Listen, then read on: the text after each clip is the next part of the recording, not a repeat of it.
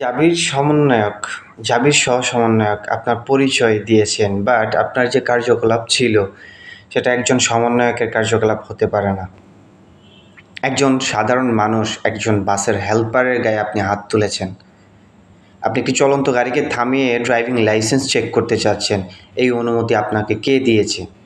কোন সমন্বয়করা বলেছে আপনাকে যে বাসে উঠে একজন হেল্পারের গায়ে হাত তোলা বা চলন্ত গাড়ি থামিয়ে তার ড্রাইভিং লাইসেন্স চেক করার এই অনুমতিটা আপনাকে কে দিয়েছে? আপনি নিজের পরিচয় দিয়েছেন আপনি একজন জাবির সহ-সমন্বয়ক। আপনার যে উগ্র মেজাজ আমরা দেখেছি, আমাদের তো অবশ্যই এখানে দ্বিমত পোষণ রয়েছে যে আপনি কি আদৌ সমন্বয়ক নাকি অন্য কোনো কর্মী ছিলেন?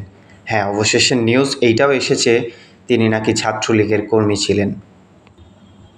আপনি একজন সমন্বয়ক হলে একজন গরিব মানুষের গায়ে হাত তুলতে পারেন না, সেটাও পাবলিকলি। এই রাইট আপনাকে কেউ দেয় নাই।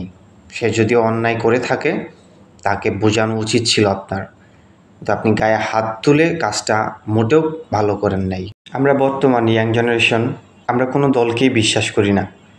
আমরা শুধু এখন বিশ্বাস করি আমাদের যে সমন্বয়কগুলো ছিল, যারা এই গত দিনের নেতৃত্ব দিয়েছে এবং এখনও দিচ্ছে। আমরা আশা করি তাদের কাছ থেকে ভালো কিছু পাবো। বাট এই সমন্বয়কদের নাম ভাঙিয়ে যারা রাস্তাঘাটে বিশৃঙ্খলা সৃষ্টি করতেছেন, এভাবে অসহায় গরিব মানুষের গায়ে হাত তুলতেছেন, অবশ্যই তার নিন্দা এবং প্রতিবাদ জানাই। প্রশাসনের দৃষ্টি আকর্ষণ করব, অবশ্যই এই জাবির সহ-সমন্বয়কের সঠিক পরিচয়টুকু সবার সামনে প্রকাশ করবেন এবং তাকে দ্রুত আইনের আওতায় আনবেন।